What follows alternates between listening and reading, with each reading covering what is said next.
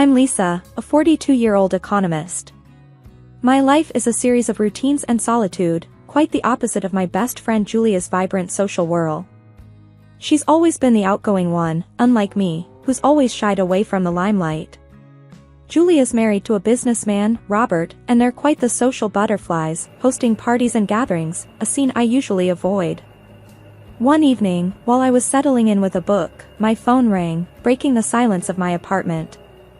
It was Julia, her voice full of excitement. "Lisa, you have to come to our party next weekend," she blurted out as soon as I answered. I hesitated, feeling the familiar twinge of social anxiety. "Oh, Julia, you know I'm not one for parties," I replied, hoping she'd let it go. But Julia wasn't one to give up easily. "Come on, Lisa, it'll be fun. Plus, there's someone I really want you to meet," she insisted, a hint of mystery in her voice. Despite my reluctance, Julia's enthusiasm was infectious. Okay, I'll come. But I'm not staying late," I conceded, already dreading it. "You're going to love it, I promise," Julia said before ending the call. The night of the party, I found myself standing awkwardly in a corner of Julia's lavish living room, clutching a glass of wine for comfort. The room buzzed with laughter and chatter, a stark contrast to my quiet corner. As I was planning my escape, I bumped into a man as I turned around. "Oh, I'm so sorry, I didn't see you there," he apologized with a warm smile. "No, it's my fault. I tend to blend into the background," I said, offering a small smile in return. He extended his hand. "I'm Michael. And you are?" "Lisa," I replied, shaking his hand. "A friend of Julia's." "Small world, I'm here thanks to Robert," Michael said, his easy manner making me feel slightly more at ease. We started talking, and surprisingly, I found myself enjoying the conversation. Michael was a preacher with a TV presence, a fact that intrigued me. He spoke of his son, Chris, who lived with him, and I shared a bit about my work and love for quiet evenings. The days following Julia's party were filled with a new, unfamiliar excitement. Michael and I had exchanged numbers that evening, and to my surprise, he called the next day. His voice over the phone was just as warm and inviting as it had been in person. "Hi Lisa, it's Michael. I really enjoyed our talk at the party. Would you like to grab coffee sometime?" he asked. I hesitated, not used to such attention, but the memory of our pleasant conversation prompted me to accept. "Sure, coffee sounds nice," I replied, a hint of nervousness in my voice. We met at a quaint cafe downtown, a place far removed from the bustling atmosphere of the party. Sitting across from Michael, I found myself opening up about my life and work, something I rarely did with someone I had just met. "So, what's it like being an economist?" Michael asked, his eyes showing genuine interest. "It's mostly numbers and analysis. Not as exciting as preaching to a crowd, I'm sure," I responded, feeling a bit self-conscious. He chuckled softly. "Well, each to their own. I find solace in sharing words of faith, but we all have our paths." As we talked, I learned more about his life as a preacher and his son, Chris. "He's at university now. It's just me at home. It gets quiet, you know," he shared. I nodded, understanding the feeling all too well. "I can imagine. I've always valued my quiet space, but it can get lonely." Our conversation flowed effortlessly, and before we knew it, a couple of hours had passed. As we parted ways, Michael said, "I'd really like to see you again, Lisa. You're easy to talk to." Flattered and a bit taken aback, I agreed to meet again. Over the next few weeks, our casual meetups became a regular occurrence. We shared stories, laughed, and slowly, a connection formed, one I hadn't experienced before. It was during one of these meetings that Michael broached the subject of his son, Chris. "I worry that he might not take well to me seeing someone. He's quite protective since his mother passed," he admitted. I felt a twinge of anxiety at the thought. "I understand. It must be hard for him," I said, wondering how I would fit into their lives. To my relief, when I eventually met Chris, our introduction went smoother than I had anticipated. He was polite and friendly, and to my delight, we found common ground in our love of books. The relationship with Michael blossomed into something beautiful and unexpected. It was a whirlwind of emotions, and before I knew it, Michael proposed. It was a simple yet heartfelt moment, one that marked a new beginning for both of us. Marriage was never something I had actively sought, considering my reserved nature and preference for solitude. Yet, with Michael, it felt right. His kindness, warmth, and the connection we shared made me believe in the possibility of a shared life. The months following Michael's proposal were like a dream. I, Lisa, who had always cherished my solitude, found myself eagerly diving into this new chapter of life. Our wedding was a modest but beautiful affair, attended by close friends and family, including Julia, who seemed genuinely happy for me. One evening, a few weeks after the wedding, as Michael and I sat on our porch, I shared my thoughts. I never imagined I would be here, in this moment, married and so content, I said, looking out at the starlit sky. Michael took my hand, his voice soft with affection.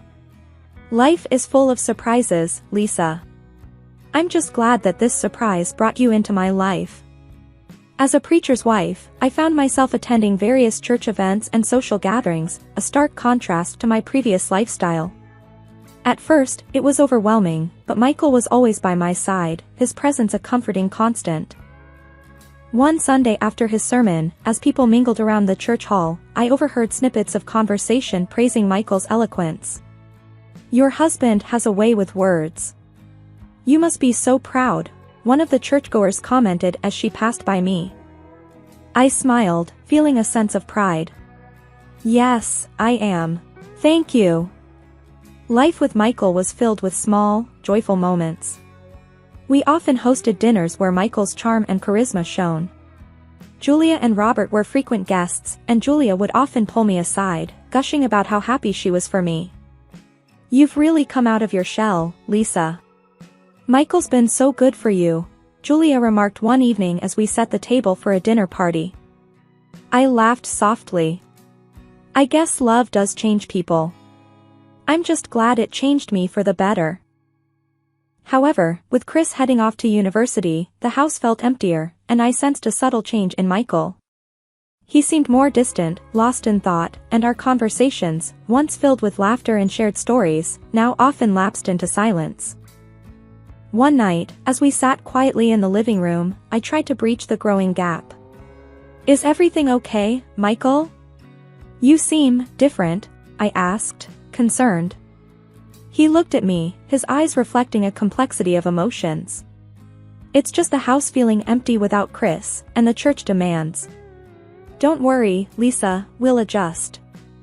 I wanted to believe him, to believe that this was just a phase and that we would soon return to our blissful, loving days. But a small voice in the back of my mind whispered doubts, fears that this change might be the beginning of something I wasn't prepared for. The subtle changes in Michael that I had initially dismissed as mere adjustments to our new life together began to evolve into something more concerning.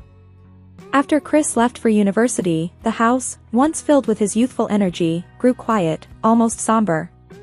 Michael's demeanor changed, the warmth and affection he used to show me seemed to diminish, replaced by an irritable and distant attitude. One evening, as I was preparing dinner, Michael walked into the kitchen. I noticed his furrowed brow and tense expression. "Is everything all right, Michael?" I asked tentatively. He glanced at the stove and then back at me, his voice sharp. "Why isn't dinner ready yet? I'm tired of waiting every evening." Taken aback by his tone, I replied, "I'm sorry, the roast is taking longer than I expected." "It's always something, isn't it?" he retorted before walking away. I stood there, stirring the pot, feeling a mix of confusion and sadness. This wasn't the Michael I knew, the man who used to appreciate my cooking and the effort I put into our home. As days turned into weeks, these instances became more frequent. Michael's criticisms grew harsher, and his patience shorter. There were times when he would come home late, and if dinner wasn't hot, he would react angrily. One such night, when dinner had gone cold, Michael's reaction was more intense than usual. "This is unacceptable, Lisa. If I come home, I expect a hot meal," he scolded, his voice raised. "But Michael, you didn't tell me you'd be late." "I can warm it up," I suggested, trying to keep my voice calm. "No, I want a freshly cooked meal." "Is that too much to ask?" he snapped, his demeanor intimidating. I felt a lump form in my throat as I watched him discard the meal I had spent hours preparing. I nodded silently, holding back tears, and began to prepare another dish. As the nights grew longer and lonelier, with Michael often staying out late, I found myself missing the man I had married. The man who preached about love and kindness seemed to be a different person behind closed doors. As the days passed, my life with Michael descended further into a pattern of isolation and despair. The man I had married, who had once been my source of joy and companionship, now seemed like a distant, cold stranger. His once warm and affectionate nature was replaced by a harsh and critical demeanor, leaving me feeling alone and trapped in a loveless marriage. One evening, as Michael returned home late again, I nervously waited for him with dinner ready, hoping it would be to his liking. The moment he entered, I could sense his discontent. "This is what's for dinner?" "It's practically the same as last night," Michael remarked, a tone of annoyance in his voice. I tried to keep my voice steady. "I thought you liked this dish, Michael. I can make something else if you want." "No, just leave it.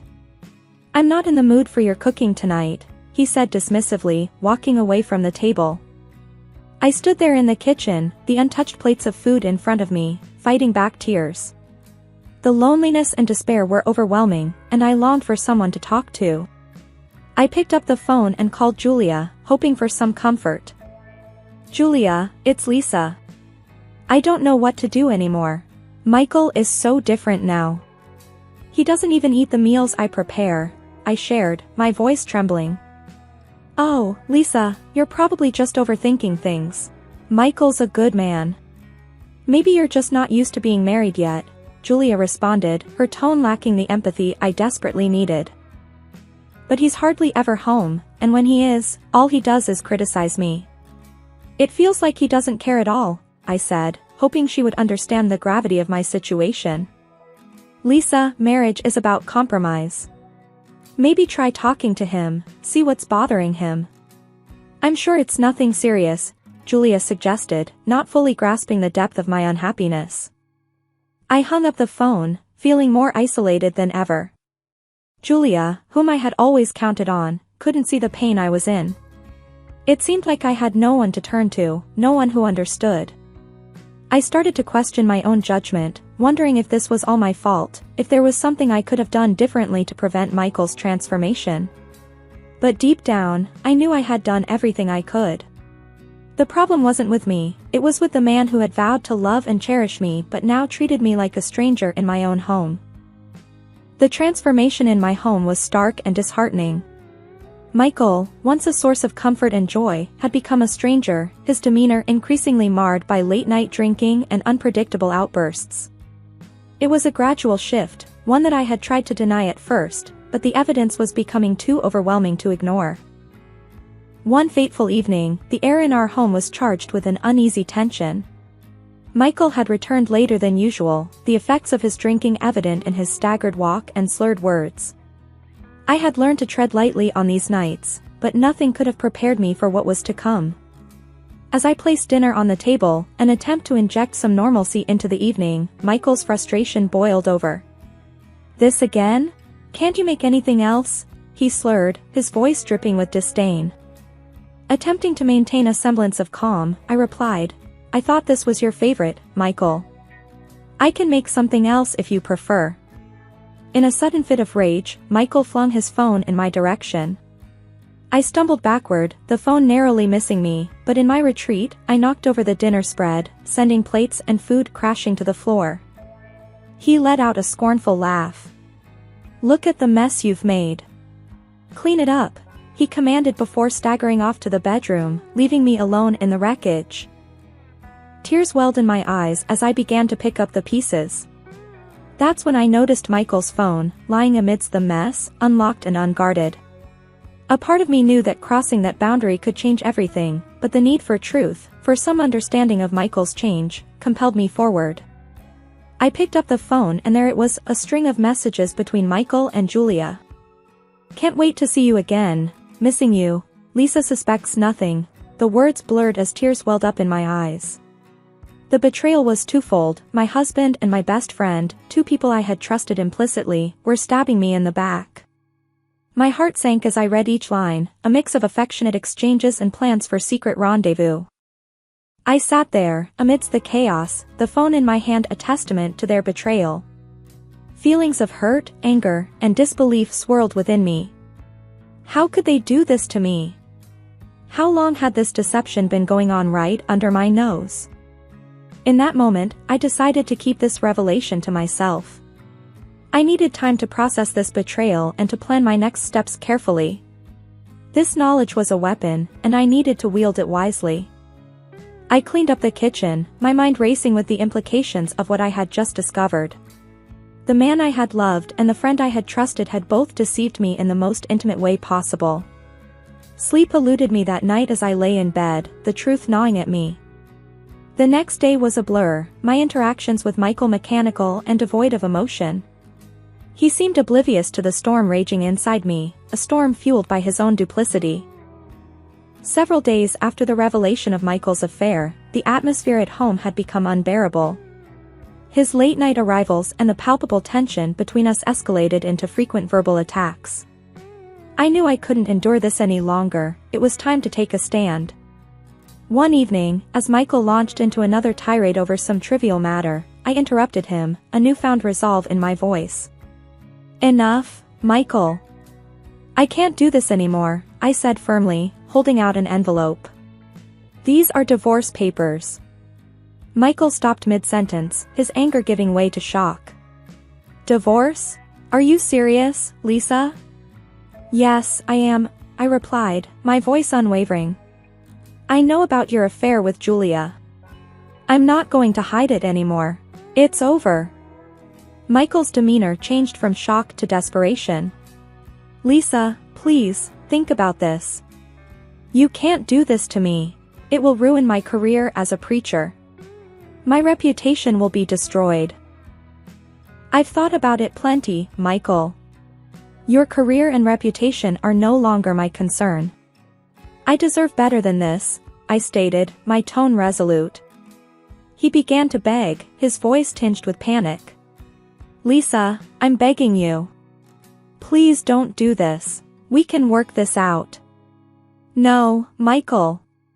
There's nothing left to work out. You broke our vows, and I won't stay in a marriage built on lies," I responded, my decision clear. Michael's face contorted with anger, his voice rising. "Fine. Go ahead with your divorce. But remember, you won't get a cent from me. I'll make sure you're left with nothing, out on the streets." As I stood there, absorbing his harsh words, he delivered a final, cruel blow. "You're just a fool, Lisa. Just as stupid as my dead wife." At that moment, the door opened, and Chris, Michael's son, stepped into the room. I didn't tell my husband that I invited my stepson to stay for a few days. The moment Chris stepped into the room, the dynamic shifted dramatically. His face was a mask of shock and anger, a stark contrast to his father's blustering fury. "What did you just say about Mom?"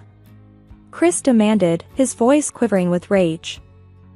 Michael, caught off guard by his son's sudden appearance, tried to regain his composure. "Chris, this is not what it looks like. We were just..." "Save it, Dad." "I heard everything." Chris cut him off, his eyes burning with anger. "How could you say such things? About Mom, about Lisa?" I stood there, watching the confrontation unfold, my heart pounding.